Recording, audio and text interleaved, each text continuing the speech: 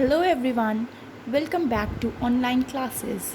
So we are back to school and today I'll start with the literature in English, and in literature we'll start with chapter 4.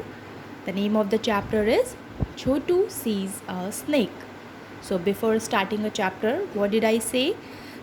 You have to read aloud the name of the chapter, and what is it? Chotu Sees a Snake.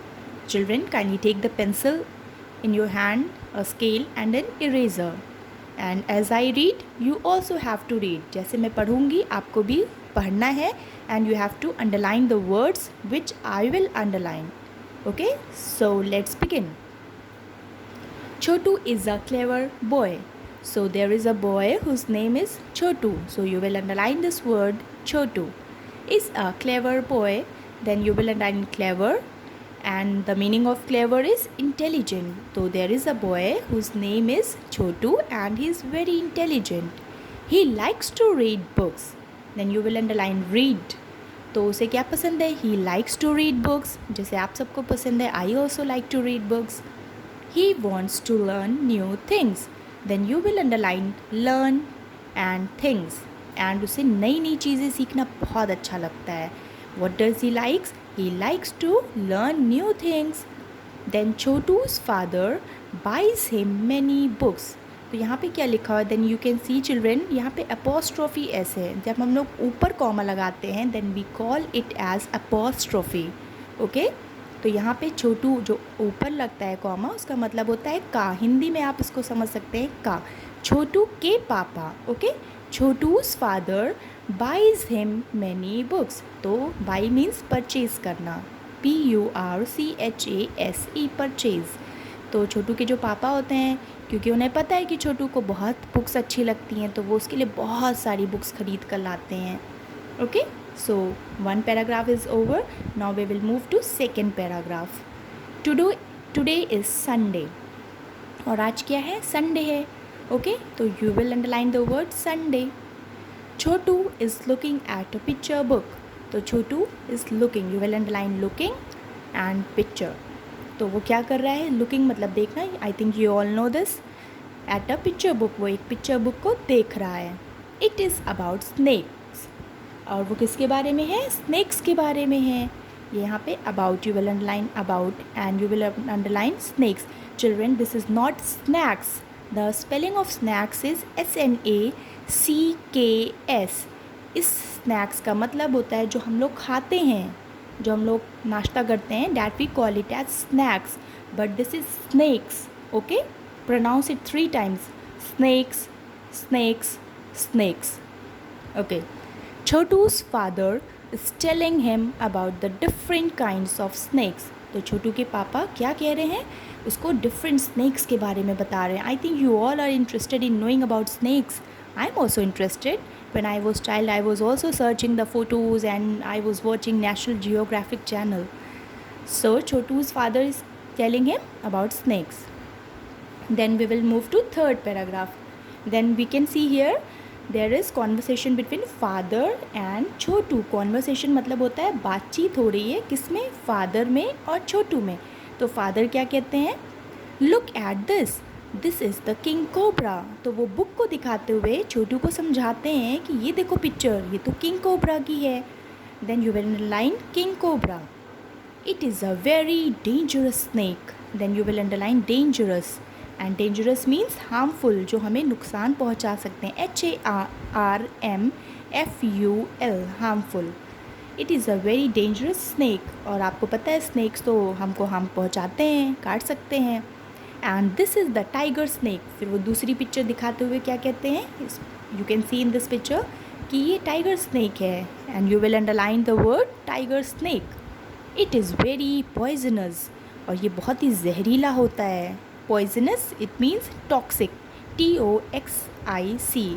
जिसके जहर से किसी की भी death हो सकती है या वो बीमार पड़ सकता है. Isn't it? तो अभी फादर ने बता दिया. अभी छोटू क्या कहता है? Chhotu, are all snakes poisonous daddy? तो छोटू का एक क्वेश्चन आता है कि डैडी, क्या सारे सांप जहरीले होते हैं? Are all they poisonous? Then you will underline here poisonous. So we have learned 1, 2 and 3 paragraphs in page number 37. Now moving on to page number 38. So now we have moved to page number 38.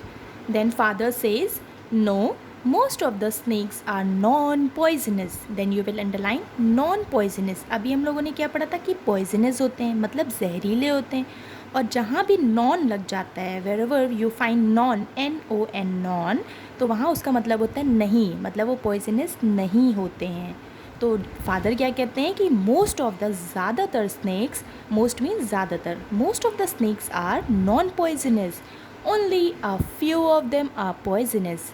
ठीक है, ये बातें तो आपको नहीं पता होगी, आपको लगता होगा सारे सांप जहरीले होते हैं, लेकिन आज हम लोगों ने एक नई बात क्या सीखी कि सारे सांप जहरीले नहीं होते हैं, सिर्फ कुछ ही होते हैं. देन छोटू क्या कहता है, व्हाट्स दिस डैडी. देन वो पिक्चर को देखते हुए कहता है कि ये क्या है daddy. Then father says, this is a python. Then you will underline python. एक snake है, उस snake का नाम क्या है, python है. Okay? It is very long and big. और वो बहुत ही लंबा और big होता है, बहुत ही बड़ा होता है. And look at this. This is the anaconda. फिर father उसको दूसरी पिक्चर दिखाते हैं और कहते हैं देखो इसे, ये तो anaconda है. Then you will underline anaconda also. I think most of you have watched the movie also, Anaconda, isn't it? Yes. It is perhaps the longest snake in the world. So you will underline this whole line because this is very important line, and in front of it you will make a small star so that whenever you read the chapter you can know that this line is very important. Okay? It is perhaps the longest snake in the world. कौन सा snake सबसे लंबा snake है? Which snake? Answer me children. Yes, it is written here anaconda. Anaconda आपने movie भी देखी है, तो वो सबसे लंबा स्नेक होता है पूरे वर्ल्ड में. Then Chhotu says, what do snakes eat daddy. तो छोटू का एक क्वेश्चन आता है कि डैडी स्नेक्स क्या खाता है, मैंने तो उसको कुछ भी खाते नहीं देखा. तो ये तो आपके भी क्वेश्चन होने चाहिए. Father, they eat rats, small animals, insects, frogs and fish. तो फादर क्या कहते हैं, then you will underline children this whole line, okay, because this line is also very important. You can make a star. They eat rats, small animals, insects, frogs and fish. अच्छा children, आपने एक बात notice की कि मैं यहाँ पे थोड़ा रुक रुक के पढ़ रही थी. वाई? बिकॉज आप यहाँ पे देख सकते हैं यहाँ पे कॉमा लगा हुआ है, एंड जहाँ पे भी कॉमा लगता है वहाँ पे हम थोड़ा सा रुकते हैं. For example, they eat rats, small animals, insects, frogs and fish. Okay? Some snakes eat other small snakes. और जो कुछ snakes होते हैं वो छोटे छोटे snakes को ही खा जाते हैं, है ना. हाँ, तो वो छोटे छोटे स्नैक्स खा जाते हैं. और कुछ जो स्नैक्स होते हैं वो क्या करते हैं, रैट्स खाते हैं, वो छोटे अपने से छोटे जानवरों को खाते हैं. इंसेक्ट्स खाते हैं, ग्रास हॉपर्स खाते हैं, फ्रॉग्स खाते हैं, फ़िश को भी खा जाते हैं, है ना. आप उनके सामने जाएंगे तो आपको भी खा जाएंगे, है ना. No children, just kidding. Okay, so Chhotu, daddy, do snakes have legs. तो छोटू क्या कहता है, डैडी क्या स्नैक्स के पैर होते हैं. तो फादर क्या कहते हैं, father, no, snakes do not have legs. Snakes के पैर नहीं होते हैं. They crawl on their bellies. Crawl, you will underline this word, crawl and bellies. Belly मतलब उनका जो पेट होता है, ठीक है, और क्रॉल मतलब आप जानते हैं रेंग रेंग के चलना ना, moving backward and forward. Okay, तो क्रॉल वो धीरे धीरे एक छोटे बच्चे की तरह क्रॉल करके चलते हैं. And do you know they have no ears either. और उनके पास कान भी नहीं होते हैं. ये आप अंडरलाइन कर लेंगे. And you can make a star also. You can make a star here also. Okay, then moving on. Chhotu, I think snakes are strange creatures. Then you will underline strange and this creatures. Okay, तो छोटू क्या कहता है कि मुझे लगता है जो snacks होते हैं वो बहुत ही विचित्र जानवर हैं. Strange means very amazing, very different kind of. Okay, then creatures means animals. Father, yes, they are wonderful and interesting creatures. Then you will underline wonderful and interesting. Okay तो फादर क्या कहते हैं, वो बहुत ही अच्छे, बहुत ही वंडरफुल होते हैं, इंटरेस्टिंग। उनको जानोगे तो वो बहुत ही अच्छे लगेंगे, आप उनके बारे में और जानना चाहेंगे। Okay Chhotu, we shall look at the other pictures tomorrow. तो फादर क्या कहते हैं, ठीक है छोटू, बाकी पिक्चर्स हम लोग कल देखेंगे। So children, we will also wind up with this. Today we have learned page number 37 and page number 38. So what you have to do is, please read this chapter, page number 37 and 38. You see the video again and again. If you find any problem in any word, you can see my video and you pronounce, please you pronounce correctly. And if you like my video, please like and subscribe. Thank you.